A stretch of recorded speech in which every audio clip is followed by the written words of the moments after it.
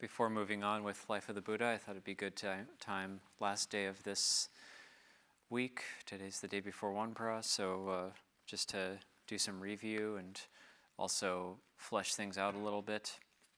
And the beginning of this morning will be kind of more academic from the Buddhist Cosmos by Ajahn Punnadhammo. And then wanted to read a sutta from the Anguttara Nikaya, which gives an example of the Buddha recognizing a previous Buddha and talking about a previous Buddha, and then we'll end with just some Q&A with Luang Por. So this gives in terms of the Buddha's place in the cosmos as a whole, we go to Ajahn Punnadhammo, section 2.10, the Buddhas in cosmic time. The Theravada tradition has always emphasized the extreme rarity of Buddhahood. We have already looked at the rarity of a Buddha in cosmic space. There can only ever be one Buddha at a time in the 10,000 worlds of a field of birth, or in another interpretation, in the entire cosmos. The Buddhas are equally rare in cosmic time. There are 6 kinds of Mahakappa, according to the number of Buddhas who appear during its duration. And so kappa is the Pali word for what we're more familiar with, the Sanskrit kalpa, which is a gigantic period of time, translated as aeon, and there's different types of kappas. There's sunya kappa, an empty aeon in which no Buddha arises. Sara kappa, an aeon in which only one Buddha arises. Sara means pith or essence, and is used, for example, of heartwood. So it's like the name, say, Jaya Saro, essence of victory. Manda kappa, an aeon with 2 Buddhas. Manda means cream of, as in the choicest part of anything. Vara kappa, an aeon with 3 Buddhas. Vara is excellent or noble. Saramanda kappa, an aeon with 4 Buddhas. Saramanda combines Sara and Manda, meaning something like the best of the best. Bada kappa, an aeon during which 5 Buddhas arise. Bada means auspicious or lucky, and this often is translated as fortunate aeon. The kappa we are currently living in is a Bada kappa. Of these, the Bada kappa is by far the rarest. Most kappas are empty of Buddhas. To illustrate the rarity of a Buddha's appearance in the world, consider the history of the Buddhas before Gautama. Many kappas ago, the Buddha Gautama of our historical period was a Brahmin named Sumedho, and it was in that lifetime that he first made his aspiration for Buddhahood before the Buddha Dipankara. That was during a Saramanda kappa, and Dipankara was the last of 4 Buddhas. This was followed by an incalculable number of sunya kappas, devoid of Buddhas. Then there was a kappa in which a single Buddha, Kondanya, arose. This was interred, followed by many more empty aeons before a Saramanda kappa with 4 Buddhas. Then again, many more empty aeons before a Vara kappa of 3 Buddhas, and so on. Now we'll jump forward to his section 3.1.15. It's on page 225 of this particular printout of Buddhist Cosmos. The Sammasambuddha. The appearance of a Buddha in the world is an exceedingly rare event. As we have seen, there can only ever be one Buddha at a time in a field consisting of 10,000 chakawalas, or world systems. Furthermore, long ages may pass between Buddhas when the teachings are utterly forgotten. A Buddha is the supreme form of manifestation in the entire cosmos. When a Buddha-to-be is born, he declares his status immediately upon emerging from his mother's womb.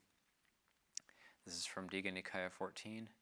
It is the natural order of things, dhammata, that immediately after being born, he places his feet firmly and evenly upon the ground with his face to the north and takes 7 steps under the shade of a white parasol.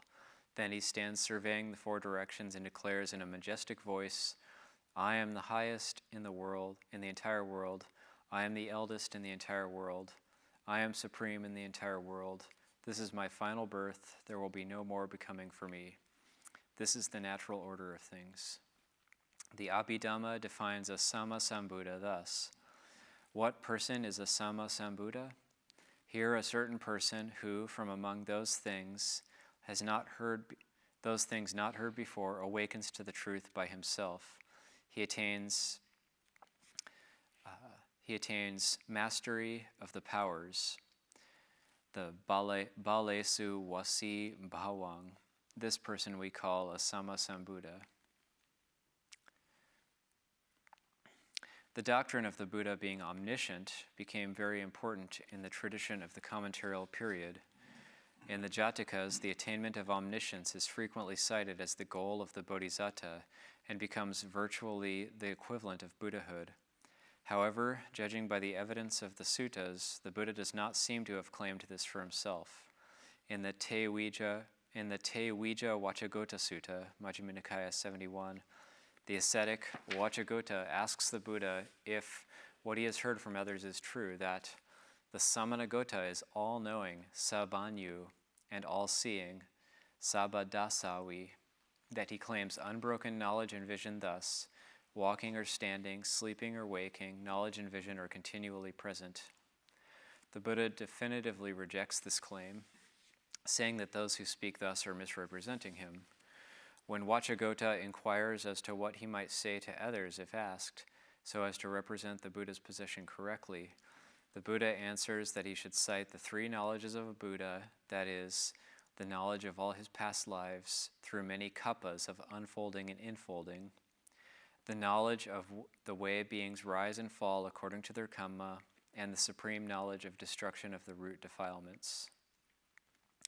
This position becomes more nuanced in the Kanakattala Sutta, Majjhima Nikaya 90, in which King Pasenadi asks the Buddha if it is true that he asserted that it is not possible for anyone to be all-knowing and all-seeing and to have unbroken knowledge and vision.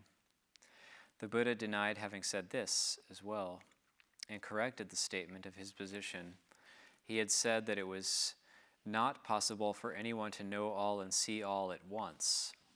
While this statement falls short of an actual claim to omniscience, it certainly leaves the door open for what became the established doctrine in the Theravada tradition, that of a kind of qualified omniscience.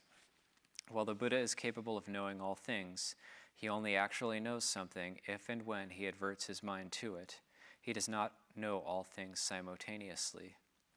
This view is also supported by the Buddha's statement that whatever can be seen, heard, sensed, or cognized, that I know. That's from Anguttara Nikaya, Book of the Fours, Sutta 24. In a note, Bhikkhu Bodhi comments that this way of phrasing would seem to limit the knowledge of a Buddha to that which can be known, and this would exclude much of the future which is not predetermined. Perhaps we should not investigate this matter too closely. The Buddha also said that trying to conceive the range of a Buddha's knowledge can only lead to either frustration or madness. The other part of the definition of a Sammasambuddha mentions the powers, bala, of a Buddha. There are some variant lists, but the standard one consists of 10 powers, and these also are mostly concerned with defining the supernormal knowledge of a Buddha. The 10 powers are: 1. The knowledge of the possible and the impossible. There is a long list of these. It includes various aspects of right view, such as, it is not possible that a person possessed of right view should regard any compound thing as permanent.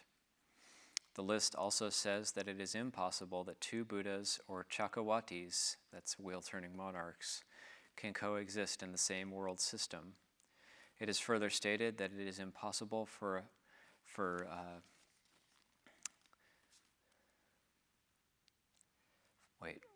I'll skip over that. Finally, it is stated that it is impossible that a skillful bodily action will lead to an unhappy result, and the reverse. 2, the knowledge of the workings of kamma and its result. 3, the knowledge of the ways leading everywhere. This refers to knowing which thoughts and actions lead to rebirth into a particular realm. 4, the knowledge of the various elements in the world. This is the knowledge of the aggregates, elements, and bases which comprise the world. 5. The knowledge of the diversity in the disposition of beings. 6. The knowledge of the inferior or superior faculties and characters of other beings. 7. The knowledge of the various factors and aspects involved in the jhanas and other meditative states. 8. The recollection of all his previous existences, going back many kappas. 9. The knowledge of the passing away and re-arising of beings. He sees the various beings of good and bad character passing away from one existence and re-arising in another happy or miserable state. 10. Knowledge of the destruction of the root defilements, the asavas. This constitutes the complete purification of his being and is synonymous with the attainment of Buddhahood.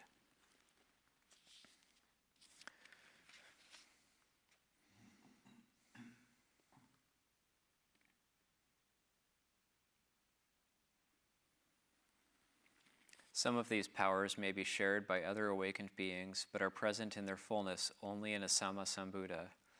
Taking the recollection of past lives as an example, those of other sects may recollect back 40 kappas at maximum. Ordinary arhants may recollect back between 100 and 1,000 kappas. One of the 80 great disciples can recall back 100,000 kappas. The 2 chief disciples can recall 1 asankhya and 100,000 kappas. A Pacceka Buddha can recall 2 asankhya and 100,000 kappas, but there's no limit to how far back a Sammasambuddha can recall. A little later in the same text, this is represented metaphorically with the power of each person's knowledge of recollection compared to a source of light. The knowledge of a yogi from another sect is like the light of a glowworm. The light of an ordinary arhat is like that of a candle. That of a great disciple is like a torch. That of a chief disciple is like the morning star. But the knowledge of a Pacceka Buddha is like that of the moon, and that of a Sammasambuddha is like the sun in all its glory, adorned with 1,000 rays. That's from the Visuddhimagga.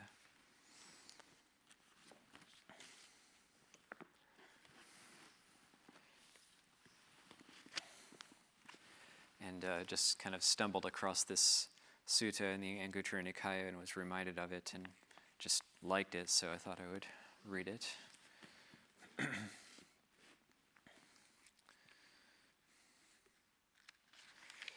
This is Anguttara Nikaya, Book of the Fives, Sutta 180. It's called Gawesi.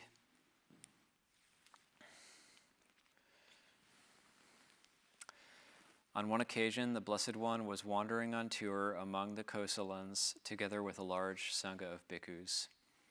Then, while traveling along the highway, the Blessed One saw a large sal tree grove in a certain place.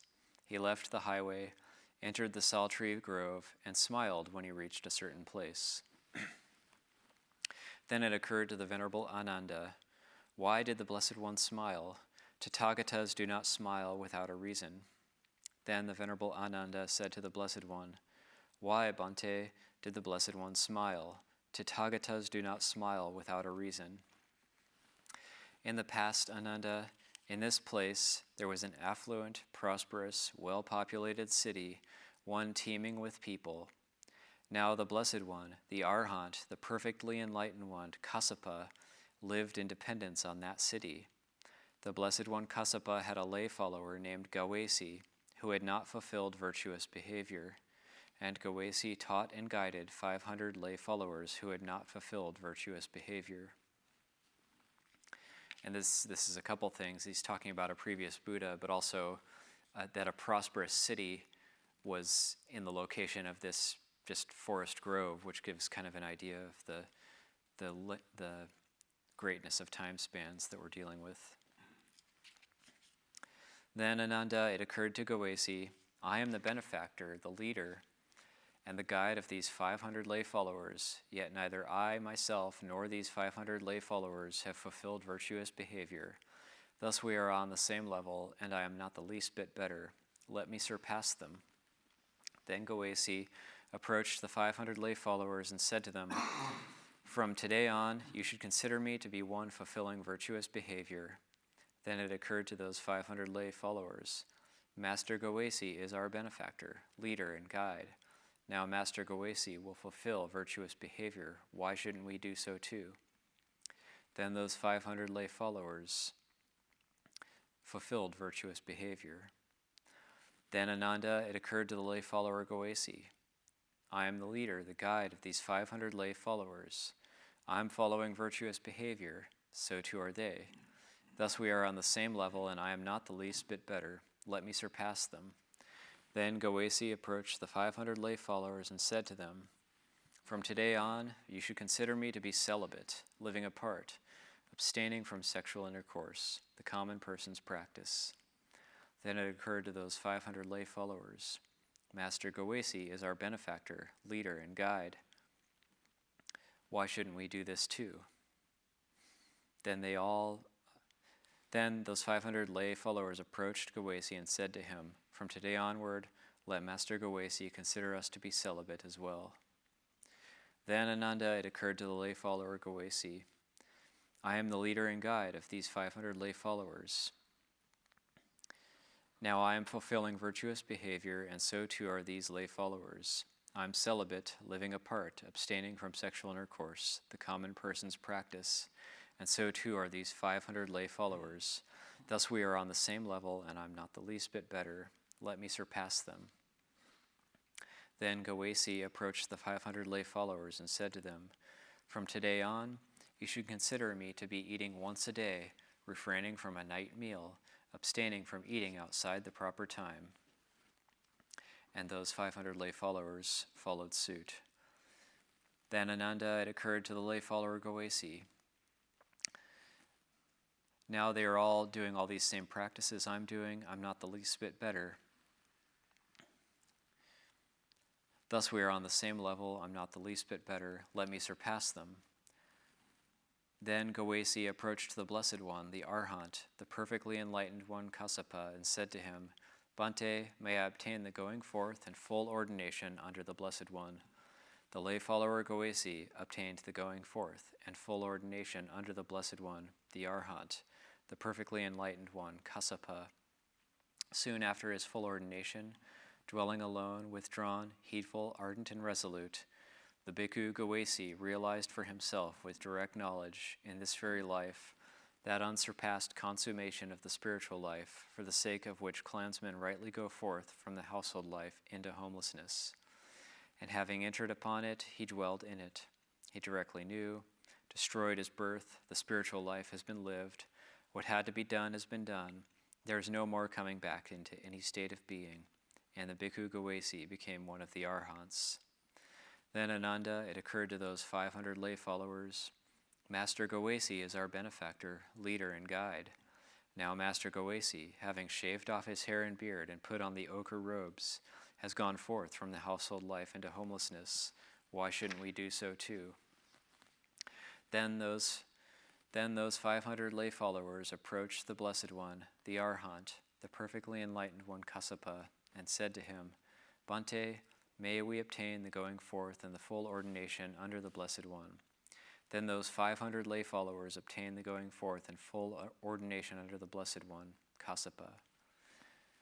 Then Ananda, it occurred to the bhikkhu Goesi, I obtain at will, without trouble or difficulty, the unsurpassed bliss of liberation. Oh, that these 500 bhikkhus could obtain at will, without trouble or difficulty, the unsurpassed bliss of liberation. Then Ananda, dwelling each alone, withdrawn, heedful, ardent, and resolute, in no long time, those 500 bhikkhus realized for themselves with direct knowledge in this very life that unsurpassed consummation of the spiritual life, for the sake of which clansmen rightly go forth from the household life into homelessness, and having entered upon it, they dwelled in it. They directly knew, destroyed his birth, the spiritual life has been lived, what had to be done has been done, there is no more coming back into any state of being. Thus Ananda, those 500 bhikkhus headed by Goesi, striving in successively higher and more sublime ways, realized the unsurpassed bliss of liberation. Therefore, Ananda, you should train yourselves thus. Striving in successively higher and more sublime ways, we will realize the unsurpassed bliss of liberation. Thus, Ananda, should you train yourselves.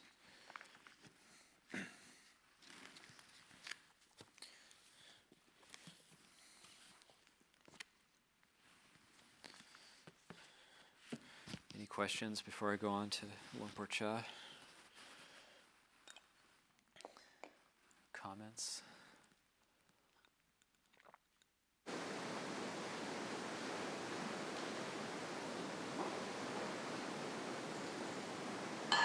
It's a Q&A session with Ajahn Sumedho and Ajahn Anando. It's from the Collected Teachings of Ajahn Chah, Chapter 10. Even one word is enough.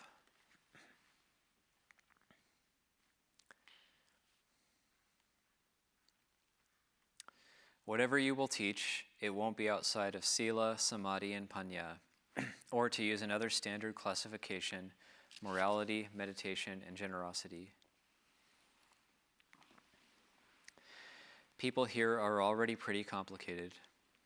You have to look at those you are teaching and understand them. So I assume this is a conversation. They're asking him, like, how do we teach people?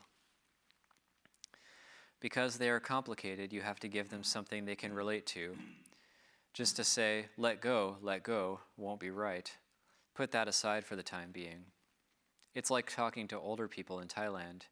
If you try to speak bluntly, they will resent it. If I do that, it's okay. If they hear it from me, it pleases them, but otherwise they would get angry. You can be able to speak well, but still not be skillful, right, Sumedho? It's like that, isn't it? Ajahn Sumedho. It is. They, some of the other monks, speak the truth, but they don't do it skillfully, and the lay people don't want to listen. They don't have the skillful means. Ajahn Chah. Right, they don't have a technique. They don't have the technique in speaking. Like construction, I can build things, but I don't have a technique for construction to make things beautiful and long-lasting. I can speak, anyone can speak, but it's necessary to have the skillful means to know what is appropriate. Then saying even one word can be of benefit. Otherwise, you can cause trouble with your words. For example, people here have learned a lot of things. Don't go extolling your way. My way is right, your way is wrong. Don't do that. And don't merely try to be profound either. You can lead people to madness by that. Just say, don't discard other ways you may have learned, but for the time being, please put them aside and focus on what we are practicing right now. For example, mindfulness of breathing. That's something you can all teach. Teach to focus on the breath going in and out. Just keep teaching in the same way, and let people get an understanding of this. When you become skilled at teaching one thing, your ability to teach will develop of its own, and you will be able to teach other things. Coming to know one thing well, people can then know many things. It happens of its own. But if you try to teach them many things, they don't get a real understanding of any one thing. If you point out one thing clearly, then they can know many things clearly. Like those Christians who came today, they just said one thing. They said one thing that was full of meaning. One day we will meet again in the place of ultimate truth. Just this one statement was enough. Those were the words of a wise person. No matter what kind of Dhamma we learn, if we don't realize the ultimate truth, the Paramatta Dhamma, in our hearts, we won't reach satisfaction. For example, Sumedho might teach me. I have to take that knowledge and try to put it into practice. When Sumedho is teaching me, I understand, but it isn't real or deep understanding because I haven't yet practiced. When I do actually practice and realize the fruits of practicing, then I will get to the point and know the real meaning of it. Then I can say I know Sumedho. I will see Sumedho in that place. That place is Sumedho. Because he teaches that is Sumedho. When I teach about the Buddha, it's like that also. I say the Buddha is that place. The Buddha is not in the teachings. When people hear this, they will be startled. Didn't the Buddha teach those things? Yes, he did, but this is talking about ultimate truth. People don't understand it yet. What I gave those people to think about was, this apple is something that you can see with your eyes. The flavor of the apple isn't something you can know by looking at it, but you do see the apple. I felt that was as much as they were able to listen to. You can't see the flavor, but it's there. When will you know it? when you pick up the apple and eat it. The Dhamma we teach is like the apple. People hear it, but they don't really know the flavor of the apple. When they practice, then it can be known. The flavor of the apple can't be known by the eyes, and the truth of the Dhamma can't be known by the ears. There is knowledge, true, but it doesn't really reach actuality. One has to put it into practice. Then wisdom arises, and one recognizes the ultimate truth directly. One sees the Buddha there. This is the profound Dhamma. So I compared it to an apple in this way for them. I offered it to that group of Christians to hear and think about. That kind of talk was a little salty. It's not the same connotation as in English. Here it means hard or direct. Salty is good. Sweet is good. Sour is good. Many different ways of teaching are good. Well, if you've got something to say, any of you, please feel free to say it. Soon we won't have a chance to discuss things. Sumedho's probably run out of things to say. Ajahn Sumedho, I'm fed up explaining things to people. Ajahn Chah, don't do that. You can't be fed up. Ajahn Sumedho, yes, I'll cut that off. Ajahn Chah, the head teacher can't do that. There are a lot of people trying to reach Nibbana, so they are depending on you. Sometimes teaching comes easily. Sometimes you don't know what to say. You're at a loss for words, and nothing comes out. Or is it that you just don't want to talk? It's a good training for you. Ajahn Sumedho, people around here are pretty good. They aren't violent and mean-spirited or troublesome. The Christian priests don't dislike us. The kinds of questions people ask are about things like God. They want to know what God is, what Nibbana is. Some people believe that Buddhism teaches nihilism and wants to destroy the world. Ajahn Chah, it means their understanding is not complete or mature. They are afraid everything will be finished, that the world will come to an end. They conceive of Dhamma as something empty and nihilistic, so they are disheartened. Their way only leads to tears. Have you seen what it's like when people are afraid of emptiness? Householders try to gather possessions and watch over them like rats. Does this protect them from the emptiness of existence? They still end up on the funeral pyre, everything lost to them. But while they are alive, they are trying to hold on to things, every day afraid they will be lost, trying to avoid emptiness. Do they suffer this way? Of course, they really do suffer. It's not understanding the real insubstantiality and emptiness of things. Not understanding this, people are not happy. Because people don't look at themselves, they don't really know what's going on in life. How do you stop this delusion? People believe, this is me, this is mine. If you tell them about non-self, that nothing is me or mine, they are ready to argue the point until the day they die. Even the Buddha, after he attained knowledge, felt weary when he considered this. When he was first enlightened, he thought it would be extremely troublesome to explain the way to others, but then he realized that such an attitude was not correct. If we don't teach such people, who will we teach? This is my question, which I used to ask myself at those times when I got fed up and didn't want to teach anymore. Who should we teach if we don't teach the deluded? There's really nowhere else to go. When we get fed up and want to run away from disciples and live alone, we are deluded. One bhikkhu says, we could be a Pacceka Buddha. Ajahn Chah, that's good, but it's not really correct being a Pacceka Buddha because you simply want to run away from things. Ajahn Sumedho, just living naturally in a simple environment, then we could naturally be Pacceka Buddhas, but these days it's not possible. The environment we live in doesn't allow that to happen. We have to live as monks. Ajahn Chah, sometimes you have to live in a situation like you have here first, with some disturbance. To explain in a simple way, sometimes you will be an omniscient Sabbanyu Buddha. Sometimes you will be a Pacceka. It depends on conditions. Talking about these kinds of beings is talking about the mind. It's not that one is born a Pacceka.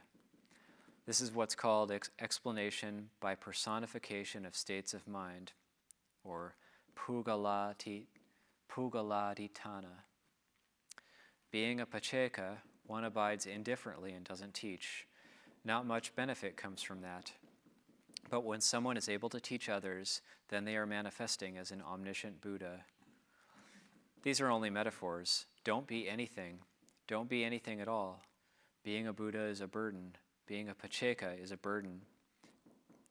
Just don't desire to be. I am the monk Sumedho. I am the monk Anando. That way is suffering, believing you really exist thus. Sumedho is merely a convention. Do you understand? Believing you really exist brings suffering. If there is Sumedho, then when someone criticizes you, Sumedho gets angry. Anando gets angry. That's what happens if you hold these things as real. Anando and Sumedho get involved and are ready to fight. If there's no Anando or no Sumedho, then there's no one there, no one to answer the telephone. Ring, ring, nobody picks up. You don't become anything. No one is being anything, and there is no suffering. If we believe ourselves to be something or someone, then every time the phone rings, we pick it up and get involved. How can we free ourselves of this? We have to look at it clearly and develop wisdom so that there is no Anando or no Sumedho to pick up the telephone. If you are Anando or Sumedho and you answer the telephone, you will get yourself involved in suffering. So don't be Sumedho, don't be Anando. Just recognize that these names are on the level of convention. If someone calls you good, don't be that. Don't think, I am good. If someone says you are bad, don't think, I am bad. Don't try to be anything. Know what is taking place, but then don't attach to the knowledge either. People can't do this. They don't understand what it's all about. When they hear about this, they are confused and they don't know what to do. I have given the analogy before about upstairs and downstairs. When you go down from upstairs, you are downstairs, and you see the downstairs. When you go upstairs again, you see the upstairs. The space in between you don't see, the middle. It means Nibbana is not seen. We see the forms of physical objects, but we don't see the grasping at upstairs and downstairs. Becoming and birth, continual becoming. The place without becoming is empty. When we try to teach people about the place that is empty, they just say, there's nothing there. They don't understand. It's difficult. Real practice is required for this to be understood. We have been relying on becoming, on self-grasping, since the day of our birth. When someone talks about not self, it's too strange. We can't change our perceptions so easily. So it's necessary to make the mind see this through practice, and then we can believe it. Oh, it's true. When people are thinking, this is mine, they feel happy. But when the thing that is mine is lost, they will cry over it. This is the path for suffering to come about. We can observe this. If there is no mine or me, we can make use of things while we are living without attachment to them as being ours. If they are lost or broken, that is simply natural. We don't see them as ours or as anyone's, and we don't conceive of self or other. This isn't referring to a mad person. This is someone who is diligent. Such a person really knows what is useful in so many different ways, but when others look at him and try to figure him out, they will see someone who is crazy. When Sumedho looks at lay people, he will see them as ignorant, like little children. When lay people consider Sumedho, they will think he is someone who's lost it. You don't have any interest in the things they live for. To put it another way, an arhat and an insane person are similar. Think about it. When people look at an arhat, they will think he is crazy. If you curse him, he doesn't care. Whatever you say to him, he doesn't react, like a crazy person. But he is crazy and he has awareness. A truly insane person may not get angry when he is cursed, but that's because he doesn't know what's going on. Someone observing the arhat and the mad person might see them as the same. But the lowest is mad, the very highest is an arhat. Highest and lowest are similar if you look at their external manifestation, but their inner awareness, their sense of things, is very different. Think about this. When someone says something that ought to make you angry and you just let it go, people might think you're crazy. So when you teach others about these things, they don't understand very easily. It has to be internalized for them to really understand. So I'll leave it there. About 5 minutes for questions, comments.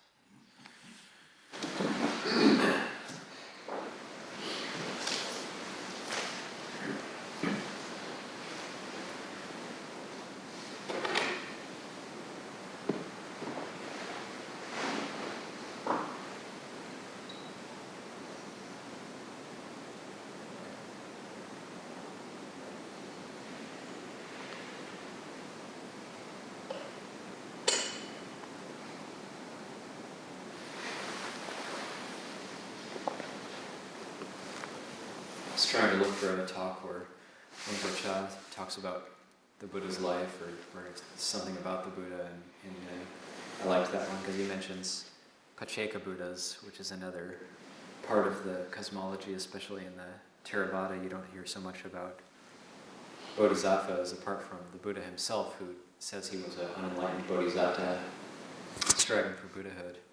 But it's we don't have a lot of bodhisattvas like in the Mahayana, but we do have Pacceka Buddhas that are mentioned in the suttas, and so he mentions the Pacceka Buddhas there, the fully realized self-enlightened ones, but they don't teach.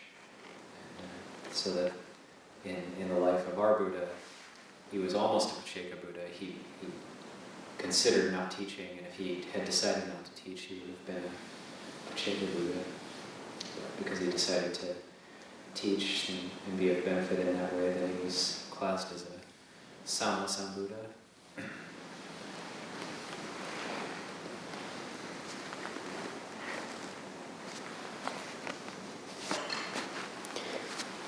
Is there a sutta where they talk about the rarity of a Buddha to arise in the world, the rarity of the dispensation to be established, the rarity for the Sangha to come about? Is there like that sort of progression? I don't know if that's a canonical reference or not. Yeah, yes. And I can't remember where it is. I have a distinct memory of being in the kitchen when I first came here and having the Anagarika that is now Kema. Who's up in Canada? Who ordained? Kemiko, yeah.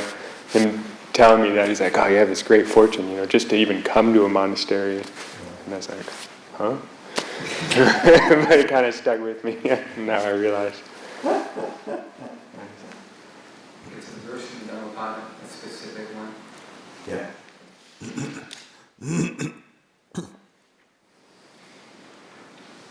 Yeah, I thought there was a rare in the world sutta. I thought it was in the Book of the Threes.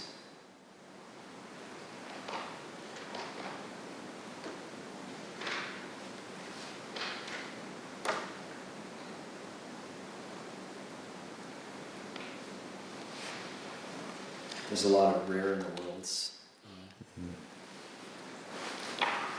The Buddha gives an explanation of how long a kappa is also, right? It's like, uses this weird yojana, a distance, a yojana, like a mountain that's 100 yojana wide, 100 yojana tall, and an old man with a silk cloth wipes it once every 100 years or something, and the length of time to deplete that mountain is a kappa. The kappa would still not be finished. Just a kappa would still not be finished, yeah. I think there's a kappa samyutta, like all the analogies of kappas. Anybody wants to know?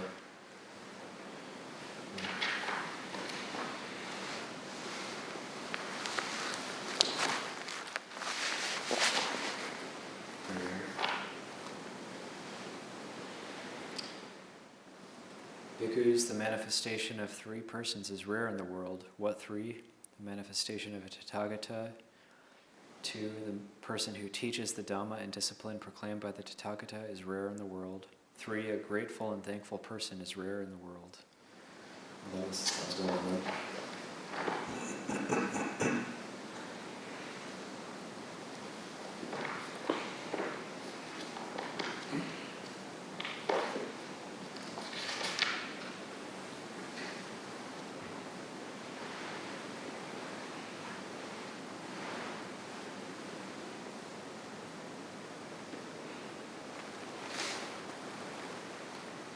This one's more like the rare in the world in the Book of the Fives is the manifestation of a Tathagata, a person who teaches the Dhamma proclaimed by the Tathagata.